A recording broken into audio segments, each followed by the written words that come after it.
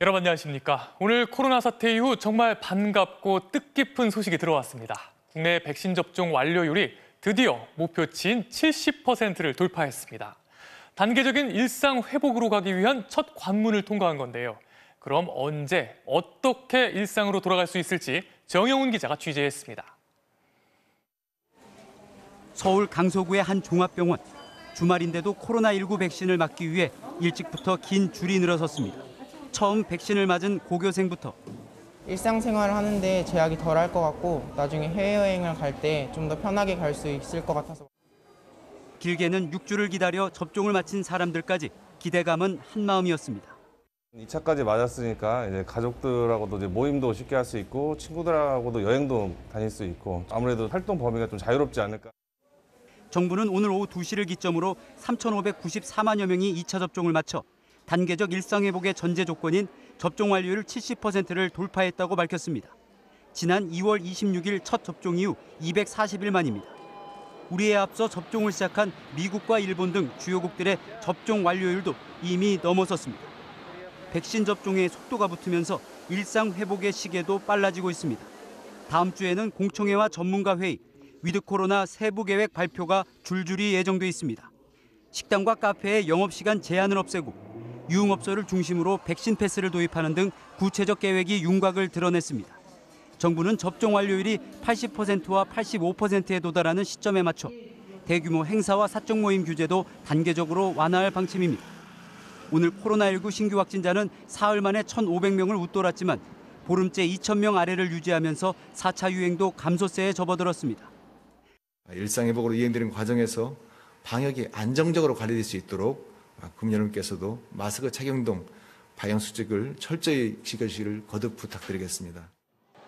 정부는 이달 말 헬로윈데이 축제를 전후해 젊은 층 밀집 지역을 중심으로 특별 방역 점검에 나서는 등 일상 회복으로 가는 마지막까지 방역의 고삐를 바짝 쥘 방침입니다. MBC 뉴스 정영훈입니다. 오늘 서울 금천구의 한 공사 현장에서 가스가 새어나와 노동자 2명이 숨지고 19명이 다치는 사고가 일어났습니다. 지하에서 작업 도중 불을 끌 때 쓰는 이산화탄소가 새나온 건데요. 먼저 사고 상황 살펴보고 이어서 원인을 찾아보겠습니다. 정상빈 기자의 보도입니다. 산소통을 등에 맨 소방대원들이 쓰러진 노동자들의 가슴을 압박합니다. 방독면과 화학복을 착용한 대원들이 줄지어 건물 안으로 들어갑니다. 오늘 오전 8시 50분쯤 서울 가산동의 지식산업센터 신축 현장에서 이산화탄소 누출 사고가 났습니다. 가스가 자욱해가지고 흰색 뿌옇게 자욱하고 막 쾌쾌한 냄새 나가지고 사람들이 막 쓰러져 있더라고요. 지하 4층까지 연기가 내려왔어요. 이 사고로 40대와 50대 남성 노동자 2명이 숨졌고 2명이 중상, 17명이 경상을 입었습니다. 중상자 2명은 심폐소생술을 받고 병원으로 옮겨졌는데 다행히 지금은 회복 중인 것으로 알려졌습니다. 사고가 발생한 신축 건물 공사 현장입니다. 지금도 입구는 들어갈 수 없게 막아놨는데요. 사고 당시엔 소방 장비와 차량들이 몰리면서 이 앞 도로도 전면 통제됐습니다. 해당 건물은 지상 10층, 지하 5층짜리, 지하 3층에서 10여 명이 배관 작업을 하고 있었는데 발전기실에서 소화용 이산화탄소가 누출됐습니다. 120여 병 분량 7톤의 이산화탄소가 단숨에 살포돼 지하 3층과 4층의 노동자 21명이 피해를 입었습니다. 밀폐된 공간이기 때문에요. 거기에서 노출된 상태로 있으면 중추신경이 마비되면서 오랜 시간 노출되어 있으면 사망까지 이르는. 당시 이 작업장엔 52명이 일하고 있었는데 나머지는 무사히 대피했습니다. 사고 당시 폭발이나 화재는 없었는데 소방당국과 경찰은 관련자들을 상대로 이산화탄소 누출 경위를 조사하고 있습니다. MBC 뉴스 정상빈입니다. 노동자들을 질식시킨 이산화탄소는 원래 불이 났을 때만 뿜어져 나오게 되어 있습니다. 그런데 사고 현장에선 가스가 나오는 스위치를 누군가 누른 사실이 현장 감식에서 확인됐습니다. 경찰과 소방당국은 가스가 나온 게 기계의 오작동 때문인지 아니면 누군가의 조작 때문인지 조사하고 있습니다. 손하늘 기자의 단독 보도입니다. 사고가 난 지하 3층에 설치된 소화 설비는 불이 나면 순식간에 많은 양의 이산화탄소를 살포해 산소 공급을 차단하는 방식으로 불을 끕니다. 감지기가 불꽃을 포착하는 자동 방식과 사람이 직접 조작하는 수동 방식이 있습니다. MBC 취재 결과 오늘 사고가 난 건물의 이산화탄소 소화 설비의 작동 스위치를 누군가가 수동으로 누른 걸로 확인됐습니다. 당초 소방당국은 화재 감지기가 오작동한 걸로 보인다고 밝혔었지만 현장 조사 결과 화재 감지기는 작동하지 않은 걸로 파악됐습니다. 소방 관계자는 누군가 수동 조작 장치의 덮개를 열고 스위치를 누른 사실이 발견됐다고 말했습니다. 이에 따라 소방당국과 경찰은 스위치를 누른 사람이 누군지를 확인 중입니다. 다만 기계 오작동으로 이산화탄소가 자동 살포된 이후 누군가 이를 막으려고 수동 조작을 하다 스위치를 눌렀을 가능성도 배제하지 않고 있습니다. 경찰은 대피가 늦어진 경위도 조사 중입니다. 이산화탄소는 색깔도 냄새도 없기 때문에 불이 날 경우 가스가 나오기 전에 대피 사이렌이 미리 울리도록 돼 있습니다. 소방당국은 사고 당시 사이렌이 울렸지만 지하 노동자들이 즉시 대피하지 못한 걸로 보고 있습니다. 빨리 대피하신 분은 노출이 덜 된 거고요. 나머지 분들은 어떤 상황이었는지 지체가 됐다라고 보시면. 이 사이렌이 울리자 이곳 지하주차장 입구를 통해 사람들이 빠져나왔습니다. 하지만 이산화탄소 농도가 높아진 지하에선 적잖은 노동자들이 이미 쓰러진 뒤였습니다. 경찰은 노동자들이 소화설비 오작동 여부를 확인하려다 시간이 지체되면서 피해가 커졌을 가능성을 조사하고 있습니다. MBC 뉴스 손하늘입니다. 민주당 이재명 대선 후보가 내일 경선 이후 2주 만에 이낙연 전 대표와 회동합니다. 원팀 대선 행보를 본격 시작하고요. 국민의힘 경선에선 윤석열 후보의 이른바 개사과 파문을 계기로 당심 잡기 경쟁이 더욱 치열해지고 있습니다. 이정신 기자의 보도입니다. 민주당 원팀 대선 가도의 출발선인 이재명 후보와 이낙연 전 대표의 만남이 내일로 확정됐습니다. 경선 종료 2주 만입니다. 이 전 대표의 승복 선언에도 미뤄져 왔던 경선 갈등 봉합과 향후 대선 행보 협력 방안 등이 논의될 것으로 보입니다. 당연히 만나 뵙고 우리가 백지장도 맞들어야 될 상황이기 때문에 이에 따라 다음 주 월요일 경기지사직 사퇴, 수요일쯤 문재인 대통령과의 회동, 이후 선대위 구성까지 이 후보의 대선 행보에도 탄력이 붙을 전망입니다. 국민의힘 윤석열 후보는 울산을 찾아 이른바 개사과 파문에 따른 당심 수습에 나섰습니다. 전두환 관련 발언과 개사과 사진까지 모두 질책받을 일이라고 자세를 낮추면서도 반려견에 대한 이해를 구했습니다. 자식 같은 아이입니다. 저는 동물이라는 생각도 안 하고 있는데 이런 사정을 모르시는 분들께서 이걸 오해할 수 있겠다라는 생각을 제가 못했던 것이고. 홍준표 후보는 윤석열 후보가 총 24번의 망발을 한 데다 부인과 장모 비리 의혹까지 있다며 본선 리스크를 부각시켰습니다. 본인, 부인, 장모 등 이른바 본부장 비리 의혹 후보로는 모처럼 맞이한 정권 교체의 호기를 놓칠 수밖에 없습니다. 당이 윤 후보에 유리한 경선 여론조사 방식을 고집할 경우 중대 결심도 할 수 있다고 경고했습니다. 유승민 후보는 2030 청년 당원들과 접촉면을 늘렸고 원희룡 후보는 정신과 의사인 아내가 최근 이재명 후보를 소시오패스라고 말한 걸 두고 여권 출신 패널과 사과하라, 할 수 없다, 거친 언쟁을 벌였습니다. MBC 뉴스 이정신입니다. 전두환 발언 사과 뒤에 나온 개사과 사진에 대해 윤석열 후보 측은 당초 실무자의 실수라며 사과했죠.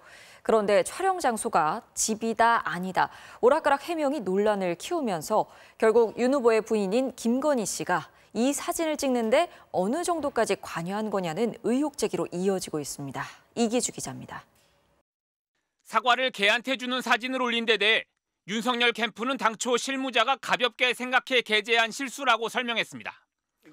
그런데 윤 후보가 직접 밝힌 설명에선 촬영 장소와 부인 김건희 씨가 등장합니다. 저희 집 말고 그 집 근처에 있는 사무실에서 찍은 거 그럼 직원이 올린 겁니까? 반려견을 데리고 간 거는 아마 제 처 같고요. 하지만 비슷한 시각 캠프 인사는 촬영 장소와 관련해 다른 설명을 했습니다. 강아지가 집에 있는 거잖아요. 네, 집에 있죠. 실무자가 그걸 찍으려면 집에 가야 되는 건 당연하잖아요. 집 근처 사무실이다, 집이다, 오락가락 해명이 논란을 키우자 윤석열 캠프는 집 내부 사진까지 공개해 개사과 사진 속 바닥 소재와는 다르다며 촬영 장소는 집 근처 사무실이 맞다고 정리했습니다. 하지만 논란은 그 사무실이 대체 어디기에 심야 시간에 부인 김건희 씨가 반려견을 직접 데리고 간 거냐는 의심으로 이어졌습니다. 유승민 후보 측은 윤 후보 자택과 같은 건물에 있는 김 씨의 회사 코바나 컨텐츠 사무실이라고 밝히면 김 씨의 관여가 명백해질까 봐 집 근처 사무실이라고 말한 거냐고 반문했습니다.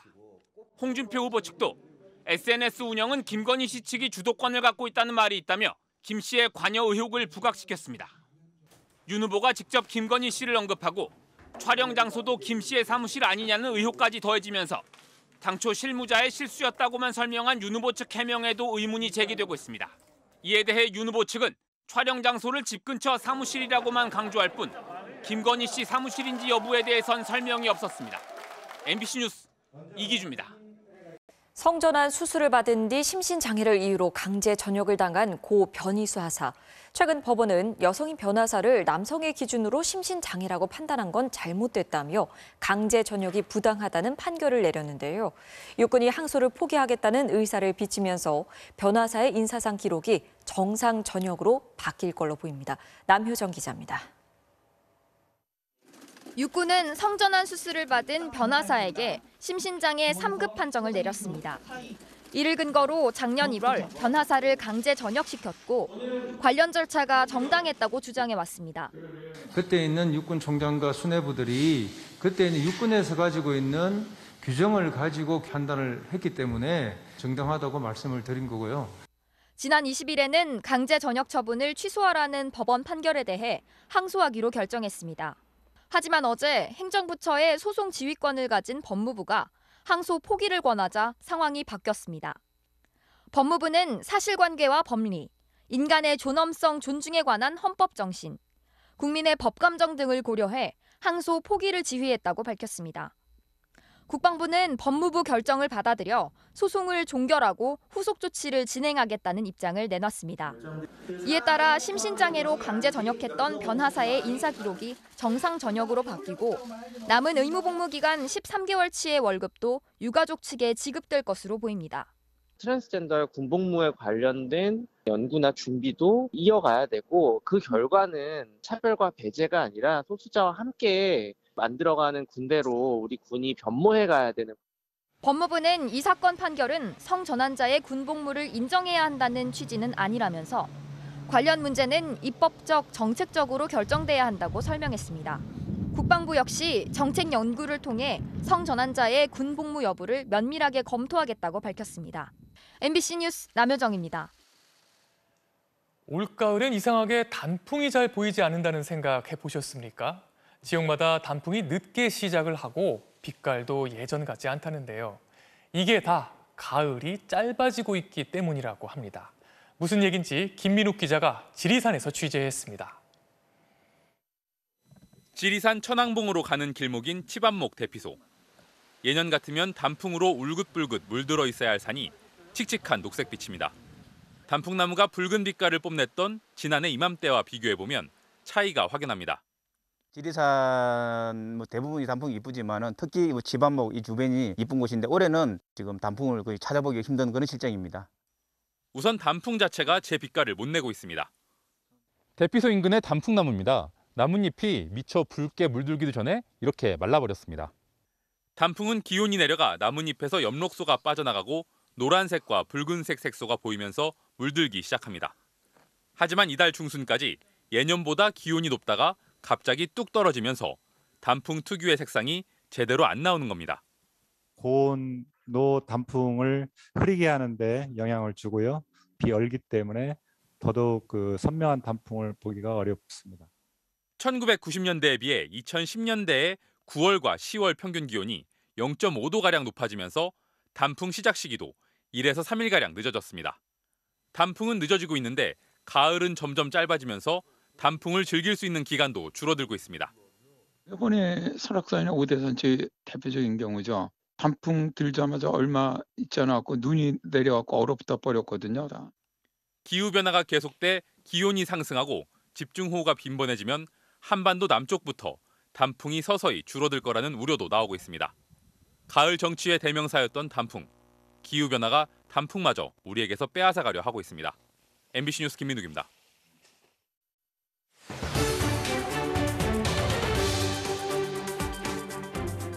그제 누리호 발사 다들 보셨습니까? 저는 발사 현장에 중계를 하러 가서 봤는데요. 눈앞에서 올라가는 누리호의 모습은 정말 아름다웠습니다. 누리호 발사에는 국내 민간 기업들도 많이 참여했는데요. 미국에선 억만장자들이 우주 산업에 막대한 돈을 쓰고 있습니다. 그 이유가 뭔지 경제 분야를 전문적으로 취재하고 있는 이성일 기자가 깊게 들여다봤습니다. 영화 스타트렉 시리즈에서 우주선 선장 역을 맡았던 배우 셰트너.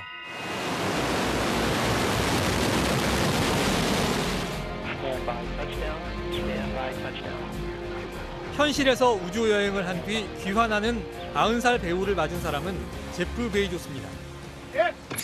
전자상거래 업체 아마존에서 번 돈으로 우주 산업을 한 단계 끌어올린 미국 최대 부자 중에 한 명입니다. 베이조스의 강력한 경쟁자 일론 머스크는 매년 1조 원을 화성 탐사에 투자할 계획입니다.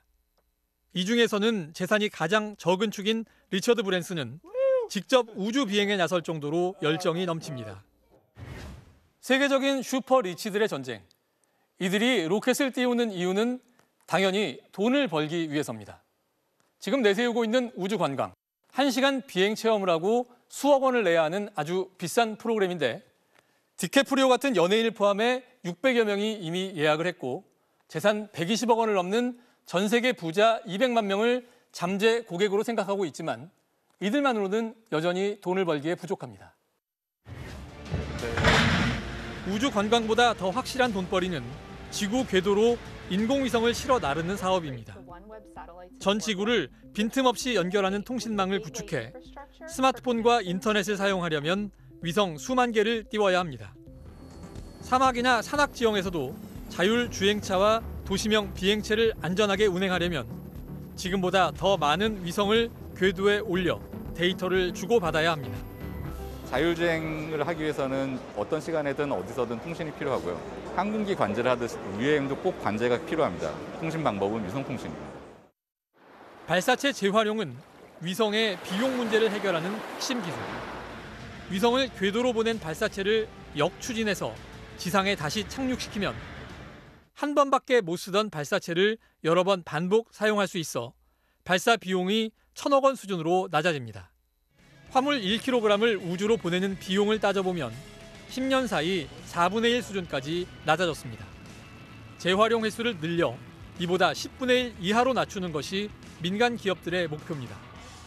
손바닥만한 크기, 무게 1-2kg짜리 초소형 위성을 수십 개 연결해 1톤이 넘는 대형 위성의 기능을 수행하는 기술도 발사 비용을 줄이기 위해 개발 중입니다. 위성이 없어도 그 공개되는 위성 이미지를 싼 가격에 구매를 해서 농산물 생산량에 대한 부분을 예측을 한다거나 각국의 빙하가 이제 얼만큼 녹았느냐. 테슬라 창업자가 만든 우주 기업의 매출은 2조 원. 아직 적자를 보고 있지만 기업 가치는 120조 원으로 평가받고 있습니다.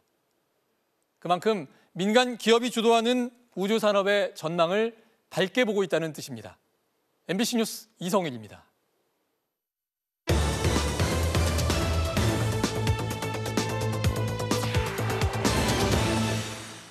기회의 답이 있다 로드맨입니다. 최근 코로나19만큼이나 우리의 삶을 위협하는 문제, 바로 환경과 기후 위기입니다. 여름엔 폭염, 겨울엔 한파가 몰아치더니 급기야 낙엽도 지기 전에 가을도 사라졌습니다. 그래서 저희는 이런 위기를 현장에서 점검해보는 기획을 준비했습니다. 먼저 비대면 문화로 배달 수요가 늘면서 폭증하고 있는 플라스틱 쓰레기들, 무엇이 문제인지 길 위에서 살펴보겠습니다. 걱정스러워요. 우리 다음 세대가.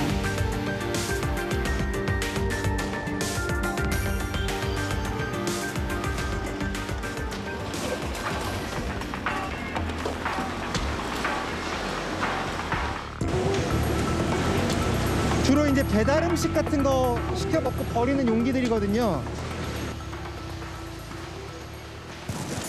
이 위쪽으로 와봤는데 재활용품인데 보면 안에 이렇게 음식물들이 또 그대로 남아있는 경우도 있어서 이런 것들은 사실 재활용하기가 쉽진 않다고 하거든요. 지금 모인 재활용품들이 컨베이어 벨트 따라 올라오면 이렇게 다시 다 한 대 모아서 따로따로 종류별로 분류하고 있거든요.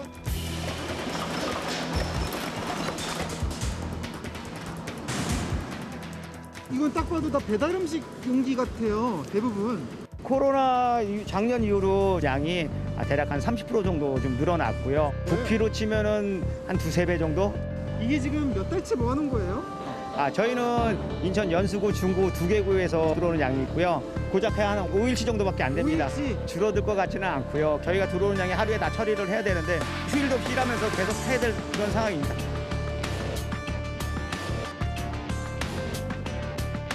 들어오는 양의 한 30%는 소각장으로 다시 좀 나가고 있습니다. 최단으로 더 선별해서 선별률을 좀 낮추려고 좀 열심히 하고 있는데 그래도 좀 그거에 좀 선별률 낮추는 게 좀 힘드네요, 많이. 이거는 근데 너무했다, 그렇죠? 이것도 보면 고추장 용기인데 고추장이 아직도 남아 있어요. 그러니까는 네, 재활용이 좀 힘들죠. 자, 자고 나면 생기는 쓰레기산 얼마나 심각할까요? 전국적으로 하루에만 44만 6천 톤의 쓰레기가 쏟아지고 있는데요. 그런데 앞으로가 더 문제입니다. 이 코로나로 배달에 쓰인 일회용 플라스틱도 급증하고 있고요. 지난해 우리나라 한 사람당 쓴 플라스틱 포장재가 세계 2위. 매년 버려지는 일회용 플라스틱 컵만 33억 개로 추산됩니다. 이렇게 환경 문제의 중요성이 커지면서 기업들의 친환경 행사도 줄을 잇고 있죠. 한 커피 전문점은 재사용 플라스틱 컵을 무료로 배포하겠다면서 하루 만에 약 100만 개의 재사용 컵을 나눠주기로 했고요. 정부도 자연분해되는 플라스틱의 생분해 인증을 발급하는 등 친환경 인증을 경쟁적으로 늘리고 있습니다. 그렇다면 정작 우리가 일상적으로 쓰고 버리는 플라스틱, 제대로 재활용되고 있을까요?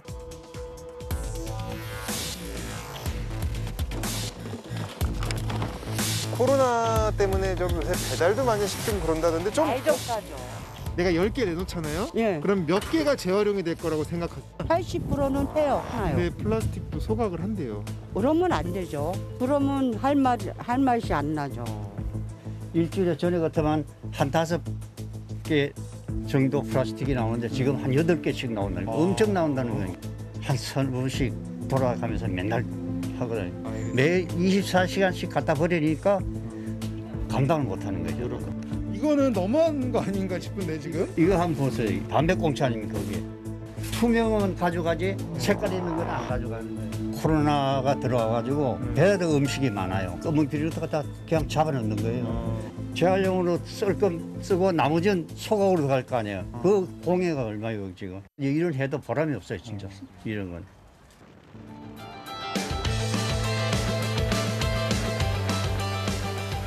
플라스틱은 각자의 특성이 있기 때문에 그 특성이 맞는 물건들끼리만 모여야지 그 역할을 합니다. 100만 개가 제대로 된 거고 10개가 다른 재질이면 불량입니다. 저희가 아파트에서 이제 수거를 해온 거예요. 이런 음료 용기 색깔이 있고요. 이거 즉석밥 용기 많이 먹죠. 또 과일 담는 플라스틱 용기. 저희는 이제 상표가 적혀 있으면 압니다. 근데 상표가 적혀 있지 않고 일반 카페나 이런 데서 테이크아웃 되는 컵은 사실 저희가 알 수가 없습니다. 이거는 아드입니다.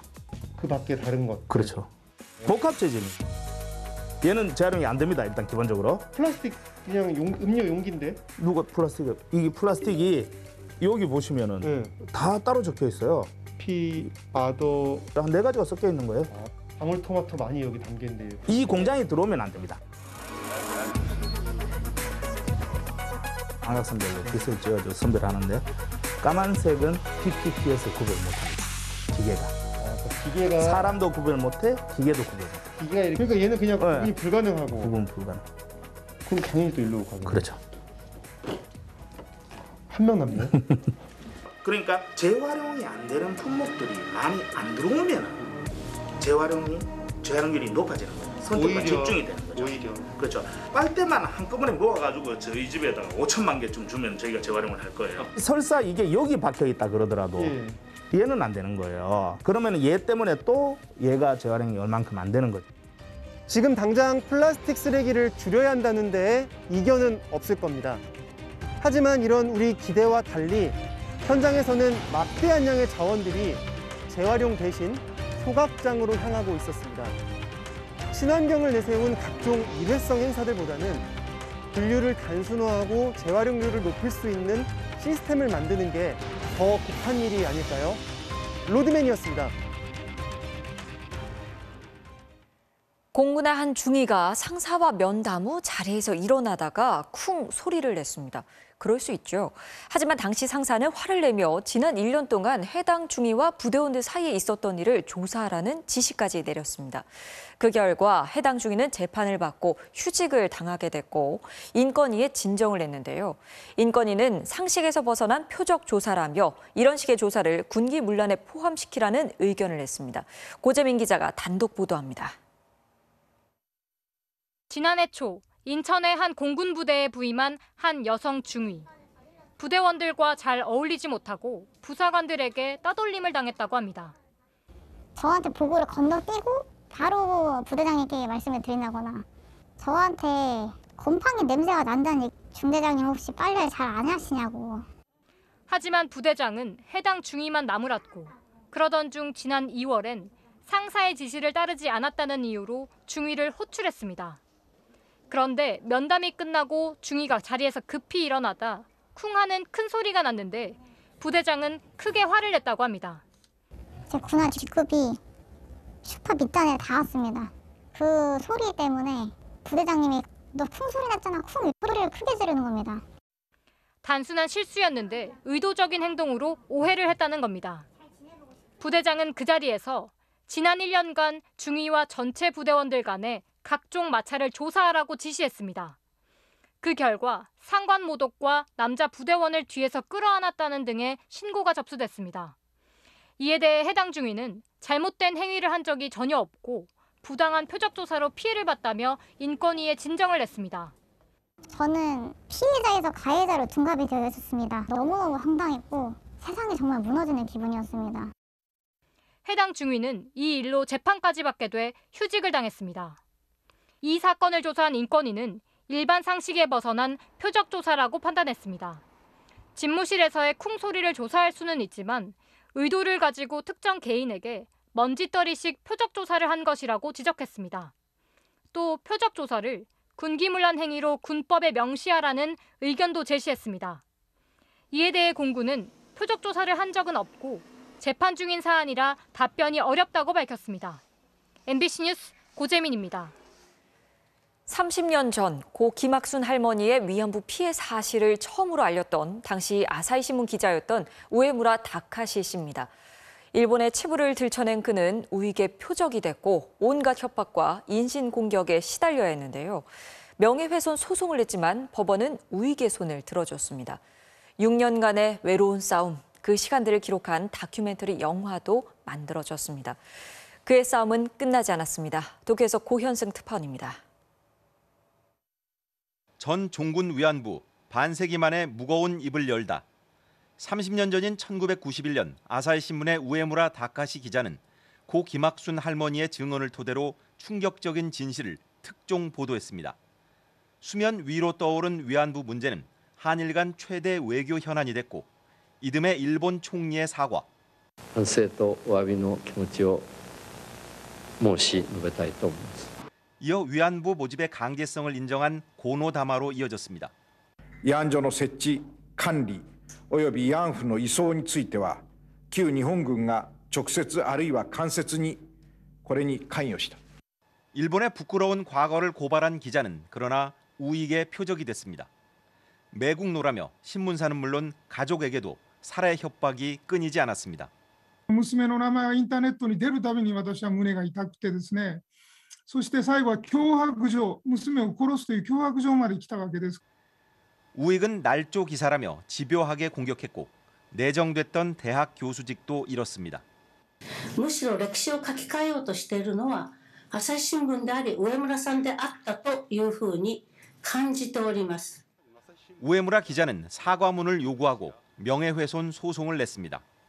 6년간의 외로운 투쟁. 하지만 법원은 우익의 손을 들어줬습니다. 日本の裁判所が非常に保守化、右傾化している、そして政権に対して非常に気を使っているんじゃないかというのが一つとですね。 그의 싸움은 끝나지 않았습니다. 더구나 이젠 혼자가 아닙니다. 100명 넘는 변호사들이 힘을 보태고 한일 양국 시민단체들도 함께하고 있습니다. 이 과정은 영상으로 기록돼 우경화된 일본을 적나라하게 드러내는 또 다른 고발로 이어졌습니다. 日本が国ぐるみで制度例にした、いわゆるなき中傷がですね、今世界で行われているのも事実であります。 다큐 영화 표적은 올해 부산 영화제에 초청됐고 감독은 안종필 자유언론상 수상자로 선정됐습니다. 신문 기자가 자신들의 기대와 다른 내용을 기사로 하면 그 기자는 공격의 타겟, 공격의 표적이 됩니다. 일관스럽지만 이것은 일본의 현실입니다. 나는 날조 기자가 아니다. 우에무라 기자가 책으로 남긴 기록입니다.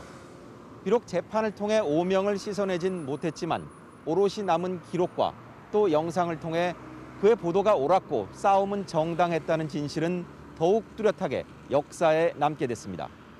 도쿄에서 MBC 뉴스 고현승입니다.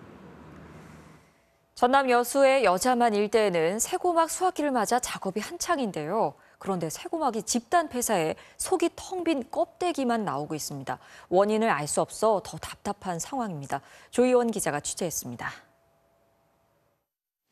이른 새벽 조업을 나갔던 선박들이 선박 가득 어패류를 싣고 돌아옵니다. 여수 여자만의 특산물 새고막입니다. 새고막의 수확 시기는 찬바람이 불기 시작하는 10월부터 2월까지. 바로 지금이 적기입니다. 하지만 어민들은 한숨만 쉬고 있습니다. 어민들에 따르면 올해 수확한 새고막의 70~80%는 이렇게 빈 껍데기뿐입니다. 고르고 골라도 빈 껍데기뿐인 새고막이 너무 많아 올해는 2차 선별 작업까지 하고 있습니다. 지금까지는 없었던 일이었죠. 어민들이 상당히 실험에 안겨있죠. 마이너스라고 봐야죠. 지금 인건비도 안 나오고 우리... 겨우 건진 알맹이들도 상품 가치가 떨어지기는 마찬가지. 작년까지만 해도 1kg에 4,000원까지 했던 가격이 올해는 3,000원으로 떨어졌습니다. 선별장 옆에는 텅 빈 새고막 껍데기가 쌓여 작은 동산이 돼가고 있는데 제때 처리하기 힘들 정도입니다. 오가는데도 불편하고 냄새도 나고 올해는 또 너무 많이 폐사돼 버려가지고 90% 돼가지고 더 힘듭니다. 어렵고 좀 이제. 여름철 집중호우와 이상 고수온 현상이 원인일 가능성이 높지만 아직 정확한 이유는 밝혀지지 않았습니다. 남해수산연구소는 올해 새고막이 집단 폐사한 원인을 알기 위해 조사를 시작했습니다. MBC 뉴스 조희원입니다. 프로야구 1위 자리가 71일 만에 바뀌었습니다. 삼성이 KT를 끌어내리고 1위에 올라서 6년 만에 정규리그 우승까지 넘보게 됐습니다. 송기성 기자입니다. 승률 1, 2차의 치열한 선두 싸움. 어제에 이어 오늘도 삼성의 기세가 거셌습니다. 1회부터 1루 주자 구자욱이 단타에 3루까지 뛰는 발약으로 찬스를 만들었고 오재일이 수비 시프트를 뚫어내며 1타점 적시타를 때려냈습니다. 불안한 리드를 깨트린 것도 구자욱이었습니다. 5회 말 우측 담장을 넘기는 솔로포를 터뜨렸습니다. 승기를 잡은 삼성은 6회 말엔 베테랑 강민호가 8회 말엔 오재일이 외야 담장을 넘어가는 솔로포를 쏘아 올리면서 승리의 쐐기를 박았습니다. 마운드에선 KT 천적 백정현이 힘을 냈습니다. 1회와 4회를 빼고 모든 이닝을 3자 범퇴 처리했고 7회 투아웃까지 무실점 피칭을 펼쳤습니다. 철벽 불펜도 완벽했습니다. 7회 1, 2루 위기를 우규민이 틀어막았고 8회엔 최채응이 3타자 연속 삼진 퍼레이드를 9회엔 세이브 상황이 아닌데도 끝판왕 오승환까지 등판해 지난 71일간 1위를 독주했던 KT를 2위로 끌어내리는 짜릿함을 완성했습니다. 끝까지 포기하지 않고 이렇게 경기하다 보니 이렇게 1위를 할 수 있는 것 같아가지고 상당히 기분 좋은 것 같습니다. 121일 만에 리그 선두 자리를 탈환한 삼성은 이제 6년 만에 정규리그 우승까지 노려볼 수 있게 됐습니다. MBC 뉴스 송기성입니다. 처음으로 출전한 쇼트코스 대회에서도 수영 천재의 모습을 보여주고 있는 황선우 선수 이야기로 톱플레이 출발합니다. 어제 개인 혼영 100m 깜짝 동메달에 이어서 이번엔 주종목 자유형 100m입니다. 예선을 1위로 통과해서일까요? 여유 있게 결선에 나선 황선우 선수. 강점인 출발 반응 속도에서 1위, 50m 통과 순위는 5위. 바로 옆 레인에는 호주의 찰머스인데요. 리우에서 금메달, 도쿄에서 은메달을 따낸 이 종목 최강자 가운데 한 명입니다. 마지막까지 혼신의 역주를 펼친 황선우. 세 번째로 터치패드를 찍으며 46초 46. 월드컵 두 번째 동메달을 목에 겁니다. 제 개인 최고 기록을 갱신해 나가서 정말 뛰어넘는 경기를 펼치고 온 것 같아요. 1056회의 기량을 다 끌어올려서 정말 모든 것을 뽑아내는 그런 경기를 펼치고 온 것 같아요. 잘 되는 집안엔 다 이유가 있습니다. 포스트 시즌 내내 부진했던 가르시아 F 활투에 알투베의 입이 떡 벌어지는 호수비, 레이저 송구로 주자를 잡아내는 말도나도까지. 마지막으로 터커가 굿바이 3런 카운터 펀치를 날립니다. 보스턴을 5대0으로 꺾은 휴스턴이 2년 만에 월드시리즈에 진출합니다. 지금까지 토플레이였습니다. 나는 축구 패배자입니다. 라는 인터뷰로 화제를 모았던 K리그2 대전 마사 선수의 골인데요. 그런데 벌써 3경기 연속 승리자인데요. 토요일 밤 스포츠 뉴스였습니다.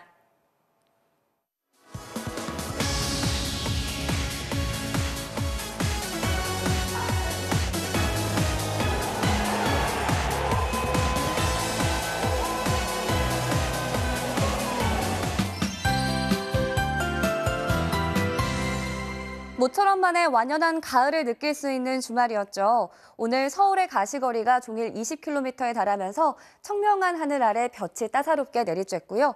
이제 막 울긋불긋해지기 시작한 북한산 사패산의 모습에서도 계절이 깊어감을 느낄 수가 있습니다. 당분간 뚜렷한 비 소식 없이 이 같은 가을 날씨가 이어지겠습니다. 다만 밤사이에도 기온이 큰 폭으로 떨어지면서 내일 아침에도 내륙 대부분 지방에선 가시거리 200m 이하의 짙은 안개가 끼는 곳이 있겠고요. 또 서리가 내리고 물이 어는 곳도 있겠습니다. 낮 동안에는 푸른 하늘 아래 따스한 볕이 내리쬐겠는데요. 체온 조절에 힘을 쓰셔야겠습니다. 내일도 전국이 고기압의 영향권에 들겠고 내일 밤사이 제주도에만 비가 조금 내리겠습니다. 또 전국의 대기질은 무난해서 일평균 미세먼지 농도 보통에서 좋음 단계가 예상됩니다. 내일 아침은 쌀쌀해서 서울의 기온이 6도, 대구도 6도 안팎에서 시작을 하겠고요. 한낮에는 서울이 17도, 대구 20도, 부산 21도까지 올라 일교차가 크게 벌어지겠습니다. 다음 주 월요일부터는 아침과 낮 기온 모두 예년 수준을 회복하겠고요. 당분간 대체로 맑은 날들이 이어질 전망입니다. 날씨였습니다. 오늘 집에만 있긴 아까울 정도로 하늘이 맑았는데요. 일교차가 큽니다. 건강 유의하시기 바랍니다. 토요일 뉴스데스크 마칩니다. 고맙습니다.